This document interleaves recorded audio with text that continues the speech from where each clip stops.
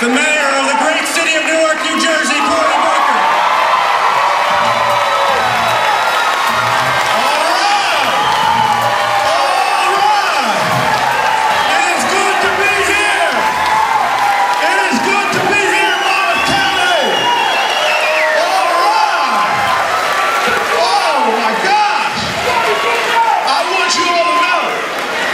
You all know the reason why I'm so happy to be here right now is that I love this county because for many years now, of the many great thousands and thousands of residents in this county who've been so good to me over the years, I gotta tell the truth though, I love this county because right in this county, my godmother lives. So I want to say hi to Aunt Bumpsy.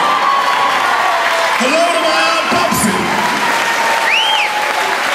She was there when I was born, and she hasn't left me yet. So look, I just want to be real quick. Mayor Healy and I were the two biggest cities in the state. People confuse us because we look so much alike. So I'm not Mayor Healy, I'm Cory Booker. And I am here because we have an amazing congressman in Congressman Pallone. I am here because I believe in Frolic for Congress. I am here because I would go up and down the state, north and south, east and west, and do whatever it takes to get Bob Menendez reelected to the United States Senate. And I am here because of a man that I've known since 2005, met him in a hotel room in Newark, New Jersey. I looked in his eyes, I felt his heart, I know his spirit. He was my friend before he was my president. I am here to re-elect Barack Obama.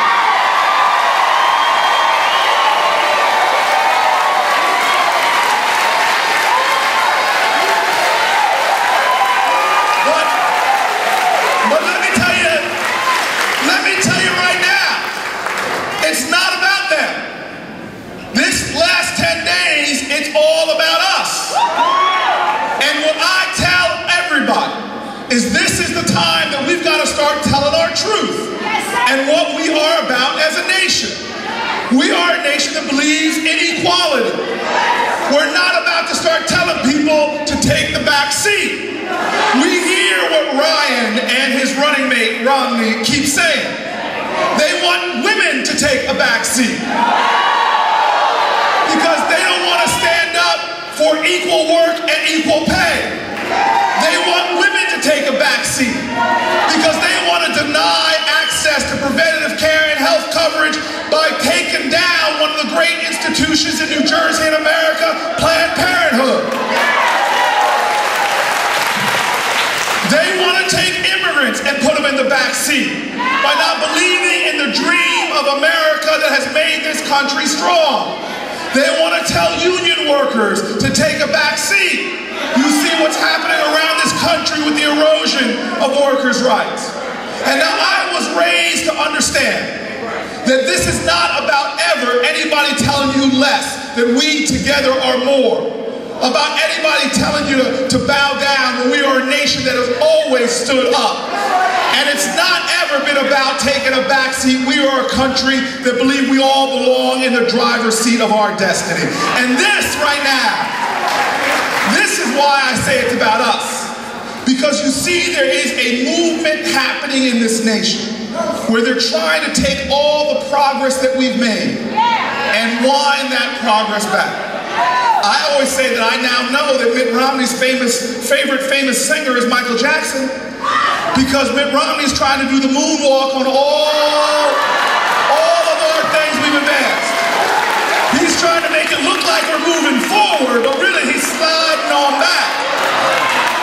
Think about this now. Watch what they're doing. They're trying to do the moonwalk on voters' rights with voter suppression, trying to take us back to the 1960s. Look what they're doing. They're doing the moonwalk on civil rights, trying to undermine the advances we've made as a people marching together. Move us back on environmental environmental rights, move us back on women's rights, even move us back on veterans' rights and benefits in our country. And so we can't allow that to happen. And this is why this is about us. Let's tell the truth now. We know this story in New Jersey. We've seen what's happened. I've been telling this all during the election season, how proud I was on Election Day 2008. Something I never saw before. When I went to vote in Newark, there was this long line around the polls. Now I know I'm in Monmouth County, and folks are really just sweet and nice to each other. But in Newark, I love my city because we keep it real. I walked up to the end of the line. I know how you all treat your mayors down here, but they keep it real with me in Newark, because I walked up to the end of the line and the woman doesn't say to me, "Hey Mayor, how you doing? Hey Mayor, it's great to see you." The woman looks at me and says, "Don't you think you're cutting in this line now? I don't care who you are. I don't care what your title is. You ain't special. You're waiting just like the rest of us." My staff is blowing up my phone. "Where are you? You got stops to make, man." I get indignant. I'm not special. I'm waiting in line with everybody, I tell them.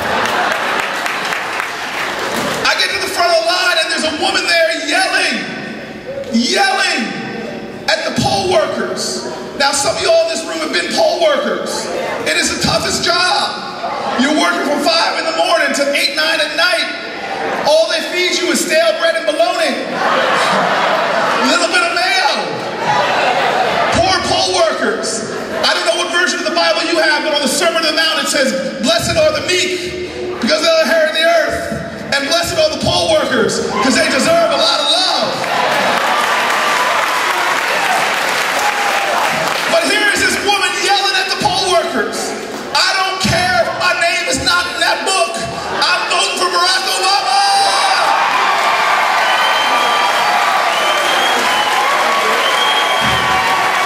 And so I walk in the room and everybody looks at me because it's a difficult situation. They look to their mayor for authority, for help, and they look at me to say, "What is he going to do to calm this situation?" And I look at everybody in the room and I say, "She's not leaving there until she votes for Barack Obama." But now let me get serious though. Let's tell the truth now. 1 year later, we had a gubernatorial election. And 1 year later, y'all don't know who our governor is. He's so quiet and soft-spoken, you probably don't know who he is. But 1 year later, I go to the polling place, and nobody's there. Now, we can do all we want by talking about them, but it's not about them. It's about us. You see, I know from traveling to Florida, to Scranton, Pennsylvania, I've traveled all over this country. I've been buoyed by the strength of the spirit reflected here in New Jersey. We're a nation that knows what our value is. I've seen 10-year-old kids volunteering in Seattle. I've been to New Hampshire to campaign and I saw a 92-year-old woman out there volunteering in a polling place. You see, I saw in Scranton, Pennsylvania, an amazing transgender woman who stood up and said to me, "Cory, they might tell me I'm less, but I'm more. They might tell me to step back, but I'm stepping up. They want to tell me to take a back seat, but I'm in the driver's seat." She knows what it's about. I saw a disabled man down in San Antonio when I was with Mayor Castro. He said, "I'm not disabled," he said, "because God made me able. And every day that I have, I'm going to work for change in this country. That's why I'm in this headquarters." You see, this is the spirit of America.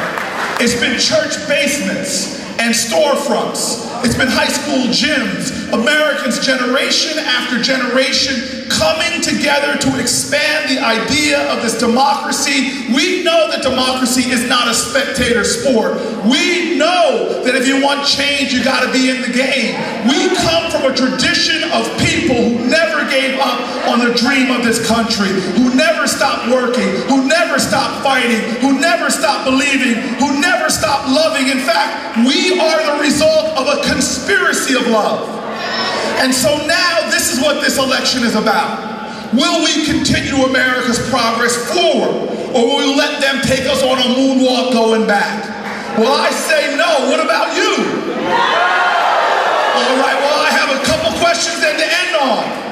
Do we want change? Well, if we do, remember what King said. Change does not roll in on the wheels of inevitability. It must be carried in on the backs of soldiers who will work for it. Let me ask you another question.